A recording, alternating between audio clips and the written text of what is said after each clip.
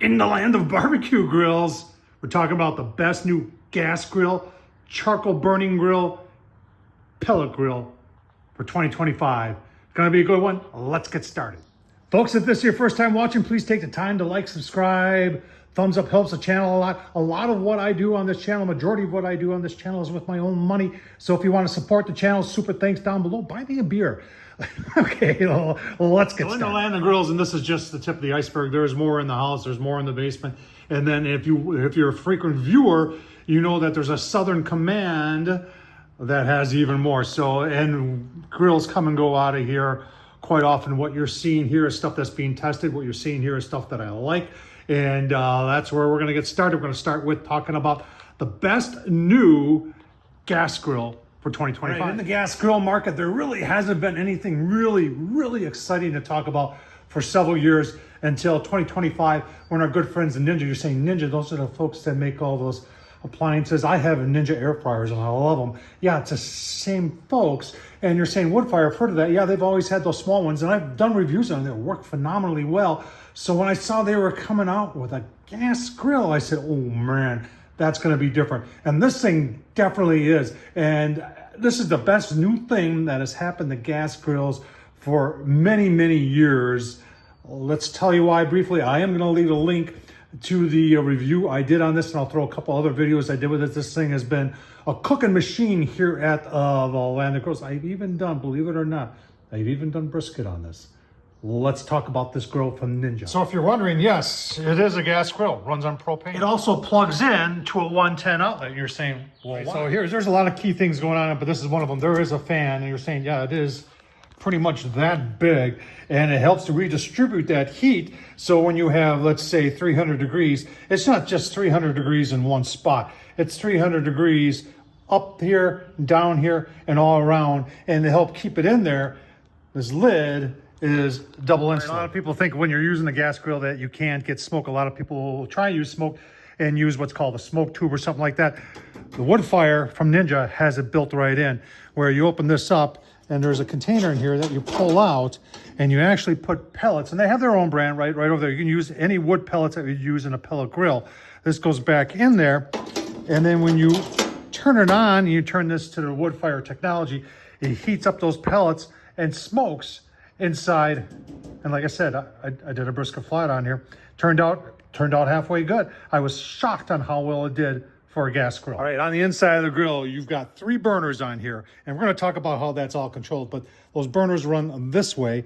There's stainless steel flavorizer bars like you would find on Weber, and we've got cast iron grates. In my opinion, cast iron grates are the best grates to have. And then, like I said, you've got that cover that's insulated, and you've got a couple safety devices on here, and that's this thing right here. So it won't let you start this grill if the lid is closed, and that's your safety device right there. And also, from an efficient standpoint, when you start the grill and it's going, after a time cycle, it'll then start beeping to you to say, hey, it's time to close the grill lid so you can save some gas. I really like that feature a lot on the Ninja. Let's talk about how those gas valves, because this is what's really interesting. Nobody else has got this. So even though you've got three burners, you really only got one controller.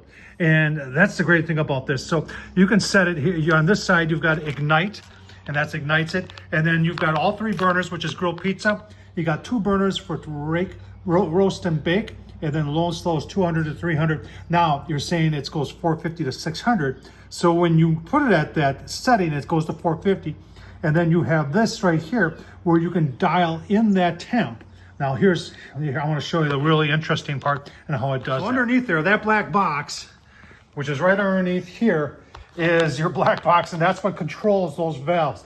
They're electronically controlled, and you can actually hear this grill, throttling back on the valves, turning valves on and off, makes it extremely efficient, but it also dials in the temp extremely precisely. Right, this is one of the only gas grills I've ever had that cooks a legitimate pizza. They offer a pizza stone that's 16 by 16, and with that cyclonic heat, no need for a pizza oven once you get this grill, folks. It cooks very well. Right, available cooking space on the cast iron is 17 deep by 25 wide. All right, they offer a front shelf, a top shelf that comes out of some of it called a warming rack, but they have an accessory where you can get a bigger one, and it doubles capacity of that warming rack, which I would highly recommend. They have cast iron, and yeah, they do. They've got a half, and they got a full one in here. And these just aren't some little plates. These are some heavy-duty pieces of cast iron, and they work. I tell you, they work very well. I'll tell you what, everybody's wondering what's the price of this thing, Tom. Let's take a look at the price on Amazon. Price of the Flex Flame from Ninja on Amazon is $1,000. Right now they're offering it with a half griddle, which I think is a great value. Let's talk about things I don't like. From a storage capacity, I wish that folded down. It came with plastic wheels. I swapped them out and put rubber wheels on. Cleaning is probably the biggest downfall there. Let's just kind of take it apart and give you a view of what that looks like to get this thing clean. Remove the flavorizer bars and exposed. There's your 3 burners, and they are shielded. I do like that. But underneath there, on most gas grills, that drip tray can pull out either from the front or the back, and you can clean it. On this one, it's actually bolted to the bottom now. Some of you folks have made comments that this helps with efficiency because you don't have that much outside air getting in there. And I agree with that, but to clean that, these aren't removable at all. So you gotta kind of go in there with a small spatula, more or less, to try and get the grease knocked down into a grease tray. Now it does have a nice oversized grease tray right there, and they do have liners that pulls out from the front of the grill. So I do like that, but if there's any of the major downfall here is the easier you make something to clean, the more likely somebody's going to clean it. That down there, in my opinion, is a grease fire waiting to happen. As you know, I keep my grills clean, and that's about as dirty as you're ever going to see the Flex Flame. Give you my final thoughts on the Ninja Woodfire. A lot of positives going on here. The fact that it is still in the land of grills is a definite positive. I love the fact that this is, a lot of people, when they think of gas, they think of, you know, after work, and that's what I've been using it for. I couldn't believe how fast this thing cooks chicken legs, or chicken wings, or chicken breasts, or pizza after work, even steak or burgers. It just, boom, just like that. It heats up so fast. Downfalls, obviously, to cleaning. No Wi-Fi. A lot of people are critical of that. There's no temp probes either. And there's no rotisserie. So, but there is a cover available if you're wondering that. Look, you can take a look at the full review down below. I tell you what, let's talk next about the best new pellet grill for 2025. Pellet grills, I tell you what, are very, very popular. In fact, the land of grills is actually, I've probably got the lowest amount of pellet grills in the land of grills that I've had for years now. So that's a pellet grill. There's a pellet grill up there. That red one's a pellet grill. That's a pellet grill. The black one's a pellet grill, and there's one on the shelf over there that claims to be a pellet grill. I got one that I like a lot, and it's brand new for 2025.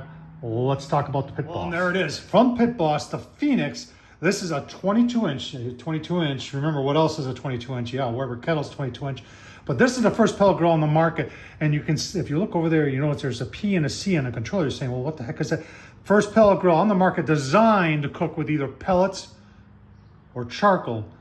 But Tom Horsman of YouTube has figured out how to do both at the same time. And that's what puts this grill over the top when it comes to the best new pellet grill for 2025. Let's talk about the Pit Boss. Take a look at the price, because that's the first thing here.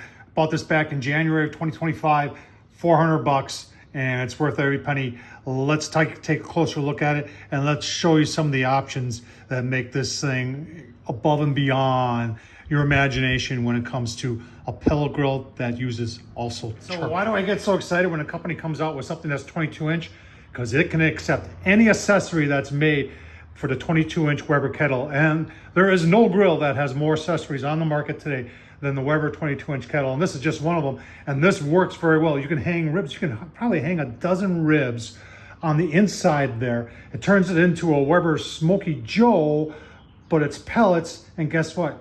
You can use charcoal at the same time. Remember, I've done rotisserie using the Weber rotisserie on here, and I've used this and hung ribs from it. Oh man, keep in your mind, $400 and all the possibilities that you can do with this. Right, here's all the specifics if you want to know. 376 square inches, but you can quadruple that with the right accessories. 16-pound hopper. Temperature range is 180 to 500, but with charcoal, you can boost that way up. It does come with one temp probe. You can use up to 2 temp probes. All right, does have a hanger for a hood. I've had one of you out there saying, because there's these two, you see them down there? There's two of them.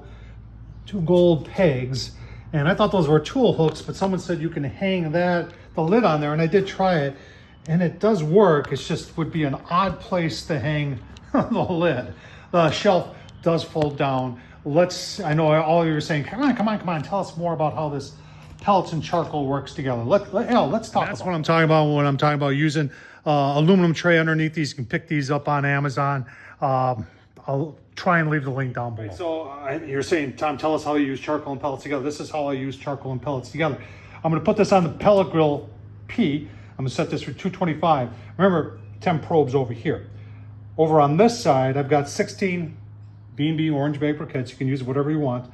And I'm going to put a lighter cube right in there in the middle.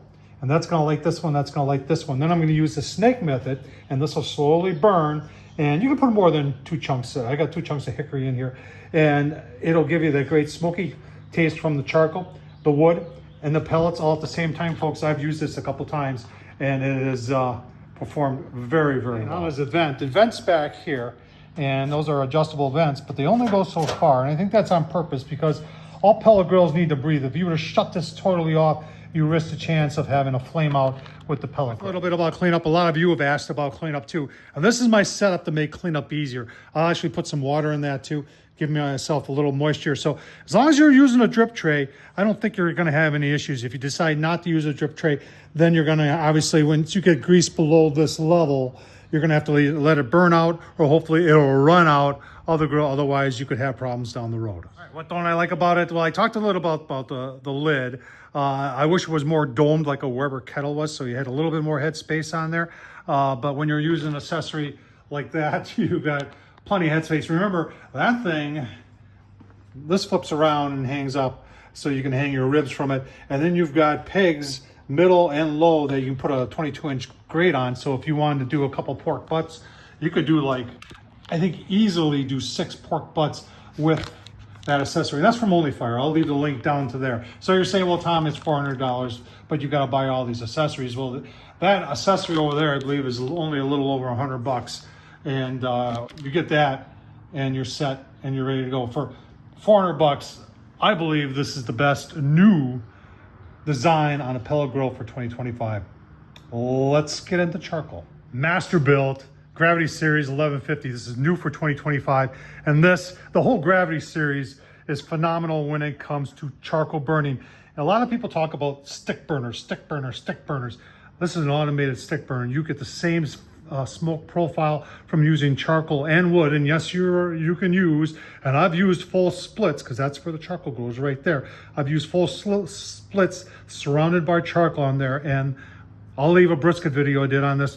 It was probably one of the better briskets I've ever done. Let's take a closer look at it. All right, so if you're wondering what the 1150 stands for, that stands for square inches of interior cooking space. Now, I have done some modifications using some stainless steel grill grates from LSS Mods. If you got one of these grills, check him out.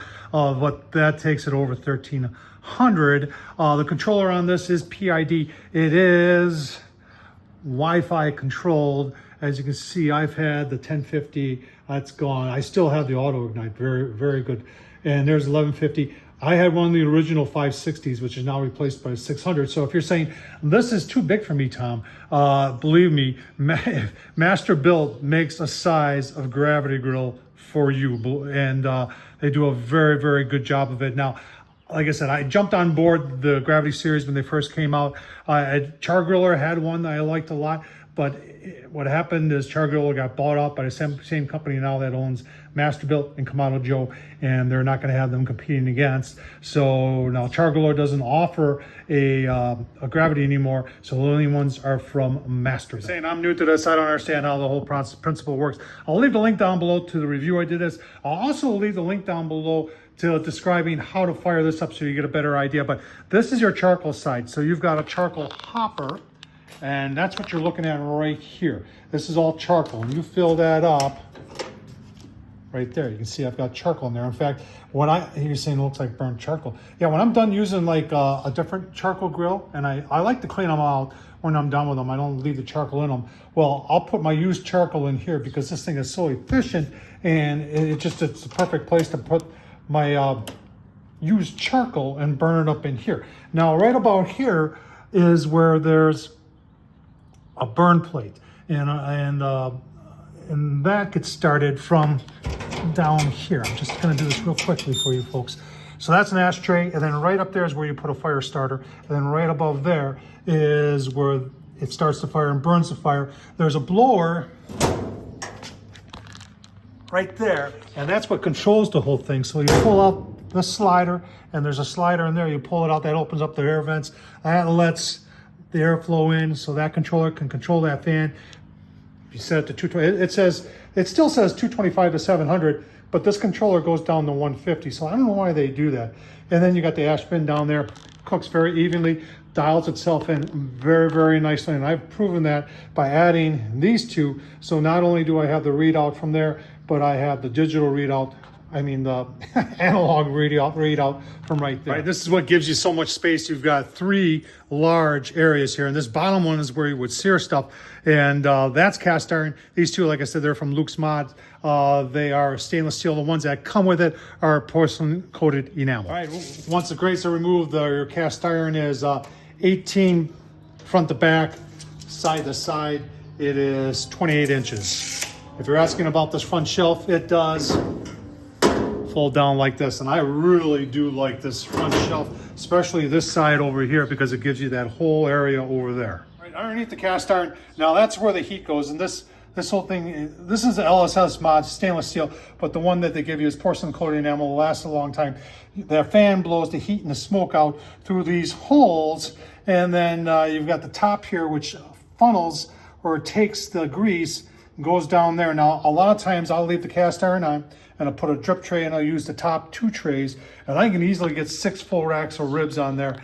But if you're using and letting the grease go down, it goes to a tray right there, and then there's a tray underneath which you can access from out front right here, and that pulls out just like that. So they've done a good job of how they manage the grease. And I always talk about that because these grills get hot, and the last thing you want to have is a grease fire. If you're wondering what that is, that's the temp probe that goes back to that PID controller. PID means proportional integral derivative. It's the program that's designed for this grill, so when you set it to 225, it maintains 225 within the grill. The lid is double insulated. If you're wondering about the orange, I do paint my Masterbuilts orange. I don't want them. It just looks better on camera. It does have some tool hooks underneath here. This does not fold down. That would be nice if it did. And the back, if you're wondering where the smoke and the heat come out, that's this right here. This is a cabinet style grill. I did add the bigger casters to it, so it rolls around really, really nice. And I like the fact that it's got all the storage on the inside. So many choices in charcoal grill, and I get charcoal grills, and I get this question all the time. If you could only have one grill, Tom, I want a grill that's going to do low and slow and hot and fast. A lot of pellet grills talk about the low and slow and hot and fast thing, and a lot of them are trying to make strides to do that, but when it comes down to it, charcoal just does it better and does it more efficiently. And I'm not saying that can't get there. Maybe at one point it will, but I don't think they're there yet on the pellet side. This is it right here. It does the low and slow 225. You saw the controller goes down to 150. I bet it does 180 real nice. On the hot side, 700, no problem. In fact, if you're doing low and slow, say, and I do have a 1-bone prime rib roast that I was gonna do on this low and slow, take it up to maybe 100 degrees, and then turn this up to 700. If you're wondering how fast it goes from, like, let's say 225 to 700, less than 5 minutes. You're ready to sear in less than 5 minutes. That's how fast and efficient, because it's vertical and it's gravity and it's got that fan. It just evens it out real good. The Gravity series, in my heart of hearts, when it comes to charcoal, this will always be one of my favorite grills, folks. And for 2025, the Masterbuilt Gravity 1150 is my favorite charcoal burning grill. I told you I had one honorable mention for 2025, and this has got to be it. From Weber, the Star Spangled 22-inch kettle. I'll never grill on it. I can tell you that right now. And I'm impressed with what Weber did here, because they could have easily put this paint scheme on one of their more expensive kettles and it would have sold. But instead, they decided to put it on a kind of a basic 22-inch and sell it at Walmart for, hang on, let me show you, because you're not going to believe it. There it is on Walmart.com, red, white, and blue, $150, $149. You get the same grill in just black. They're not charging anything extra for that paint job. And I think that's impressive because they do, and I'll just give you an example. I have the Weber Traveler sitting right there. If I wanted to get this in blue or red, it's $100 more. And I really, they could have easily put this, like I said, on one of their other more higher priced grills and people would have bought it. I would have bought it. I think it's just cool. I'll never cook on it, like I said. So give me my final thoughts when we come back here. Review the Ninja Flex Flame, the best new gas grill for 2025. Best new pellet grill for 2025. The Phoenix from Pit Boss. And then the best new charcoal burning grill. It's Masterbuilt 1150. Folks, I hope you enjoyed this. Tom Horsman on YouTube. Don't forget to subscribe. Like I said, if you want to support this madness, super thanks down below. Buy me a beer. Thanks for watching.